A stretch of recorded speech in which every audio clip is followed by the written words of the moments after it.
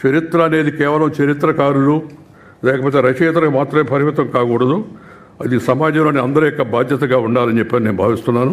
చాలా సంతోషం. మంచి పుస్తకం ఆవిష్కరించే ఈ కార్యక్రమంలో అందరం కలిసి పాల్గొన్నాం.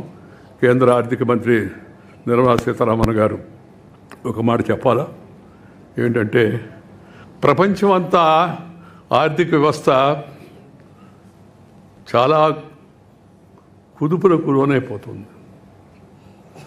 ఎవరికి వాళ్ళు ఎలా ఈ ఆందోళనకర పరిస్థితులు ఎదుర్కొంటామని చెప్పి బాధపడుతున్న తరుణంలో ఎంతో అభివృద్ధి చెందిన దేశాలు కూడా ఆ ఐరోపా దేశాలతో సహా అన్ని దేశాల్లో ఇవాళ ఆందోళనకరమైన పరిస్థితులు ఎదుర్కొన్న తరుణంలో మన భారతదేశంలో ప్రధానమంత్రి శ్రీ నరేంద్ర మోడీ గారి నాయకత్వాన ఒక సమర్థవంతమైన ఆర్థిక మంత్రి ఉన్నదాన్ని పరిస్థితిని ఆకలింపు చేసుకొని ఆర్థిక విధానాన్ని ఏ విధంగా రూపొందిస్తే మన దేశ ప్రయోజనాలు కాపాడబడతాయి, ప్రజల యొక్క ప్రయోజనాలు కాపాడబడతాయి, అభివృద్ధికి మరింత ఊతం వస్తుందనే ఉద్దేశంతో మంచిగా నిర్మలా సీతారామన్ గారు ఆ యొక్క శాఖను నిర్వహిస్తున్నారు. నీకు నా అభినందనలు. ఎందుకంటే నేను ఇప్పుడు అక్కడ చెప్పడానికి సభలో లేను. సభలో ఉన్నప్పుడు కూడా మాట్లాడేదానికి అవకాశం ఇచ్చేవాడినే, కానీ నేను మాట్లాడడం కాదు, చైర్మన్ మాట్లాడడం కాదు కదా, మామూలుగా అందరూ మాట్లాడడానికి అవకాశం కల్పించాల్సి ఉంది. ఈరోజు మన రాష్ట్ర ముఖ్యమంత్రి చంద్రబాబు నాయుడు గారు ఉన్నారు కాబట్టి ఒక మాట ఆయన గురించి కూడా చెప్పాల్సి ఉంది. చంద్రబాబు నాయుడు పరిపాలనా అధ్యక్షుడు, దాంట్లో రెండో అనుమానం లేదు ఎవరికి. అభివృద్ధి కాముకుడు కూడా, అభివృద్ధి కాముకుడు. ఆలోచనలు కూడా మంచివి, కానీ ఆలోచనలు చాలా ఎక్కువగా ఉంటాయి, అదే సమస్య. మన ఉన్న సమయం గుర్తుపెట్టుకొని, మనకిచ్చిన అవకాశాన్ని గుర్తుపెట్టుకొని అవకాశంలో చేయగలిగిన వాటిపైన ఎక్కువగా దృష్టి పెడితే మరింతగా రాష్ట్రం అభివృద్ధి చెందుతుందని నేను భావిస్తున్నాను. నేను బాబు కన్నా కొద్దిగా వయసులో కొద్దిగా పెద్దవాడిని అనుకుంటున్నాను. నేను ఇద్దరు మొదటి నుంచి కూడా నేను ఒక తమ్ముడు కానీ సోదరుడు కానీ భావించేవాడిని, అలాగే మాట్లాడుతూ ఉండేవాడిని. మన రాష్ట్రాన్ని బాగు చేసుకోవాల్సిన అవసరం ఎంతో ఉంది. దాంట్లో అందరం కూడా ప్రభుత్వంతో సహకరించాలి, పార్టీలతో నిమిత్తం లేకుండా. ఎందుకంటే ఆర్థిక వ్యవస్థ చాలా దెబ్బతినిపోయింది. ఇందాక చెప్తూ ఉంటే మన కామెంటేటర్ మన రాష్ట్రం మన దేశం ఎంత పట్టుబడులు వస్తున్నాయని అవన్నీ అసలు లెక్కలన్నీ చెప్పకుండా నిర్మలా సీతారామన్ ఏంటది, వీళ్ళకి అన్నీ బాగున్నాయి, మళ్ళీ ఇంకేం పర్లేదు అనుకుంటుంది. ఏం చెప్తున్నాను నేను పక్కన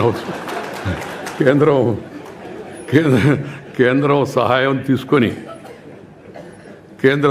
తీసుకొని రాష్ట్రానికి తక్షణ అవసరాలు అవుతున్నాయో వాటిని ప్రయారిటైజ్ చేసుకొని రాష్ట్రాన్ని మంచి పదంలో తీసుకెళ్లాలని చెప్పని నేను కోరుకుంటున్నాను.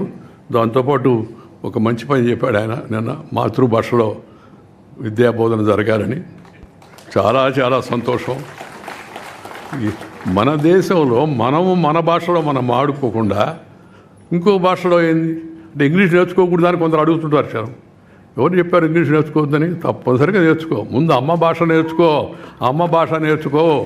అమ్మ భాష కళ్ళలాంటిది, ఇంగ్లీష్ భాష కళ్ళద్దాలు లాంటిది. కళ్ళుంటే కళ్ళద్దాలు పనిచేస్తాయి, కళ్ళు లేవని కొన్ని కళ్ళద్దాలు అటు పనిచేస్తాయి. అందువల్ల మన భాషను మనం రక్షించుకోవాలా, మన భాషను మనం ప్రోత్సహించుకోవాలా. విద్యా విధానం 10వ తరగతి వరకు, ఆ తర్వాత ప్రభుత్వ ఉత్తర ప్రత్యుత్తరాలన్నీ తప్పనిసరిగా తెలుగులోనే జరగాలి. ఆ మధ్య ఒక ఆఫీసర్ అడిగితే, సార్ ఒక కాపీ తెలుగులో కూడా కాపీ వేస్తున్నాం సార్ అని. ఏమంత దౌర్భాగ్యం మాకు తెలుగు వాళ్ళకి తెలుగులో కాపీ వేయడం, ఇంగ్లీష్లో ఏంటి కాపీ ఒకటి వాళ్ళకి కావాలంటే. తెలుగు వాళ్ళకి తెలుగులో ప్రభుత్వ ఉత్తర ప్రత్యుత్తరాలను ఉండాలి. ఆ విషయంలో కూడా శ్రీ చంద్రబాబు చొరవ తీసుకొని పరిస్థితిని మరింత మెరుగుపరుస్తాడని చెప్పి నేను భావిస్తూ ఉన్నాను. ఈరోజు ఒక మంచి కార్యక్రమం సందర్భంగా నలుగురం కలిసి ఒక వేదిక మీదకి వచ్చి కొన్ని విషయాలు మాట్లాడుకునే అవకాశం లభించింది. నేను ఇందాకే చెప్పాను, నేను రాజకీయాల్లో లేను, కానీ ఆలోచనలు అయితే బాగుంది, ఆలోచన చేస్తుంటాం మామూలుగా. మనం చెప్పాను, నేను రిటైర్డ్ బట్ నాట్ టైర్డ్. పదవీ విరమణ చేశానే కానీ పెదవి విరమణ చేయలేదు. అందువల్ల దేశం రాష్ట్రంలో జరుగుతున్న పరిస్థితులపైన నా ఆలోచనలకు అనుగుణంగా నేను తిరుగుతూ ఉంటాను, నాకు చెప్పదలుచుకొని చెప్తుంటాను. ఎవరి ఇద్దరిని ఉద్దేశించింది కాదు, ఎవరికి చెడు సంకల్పించేది కాదు.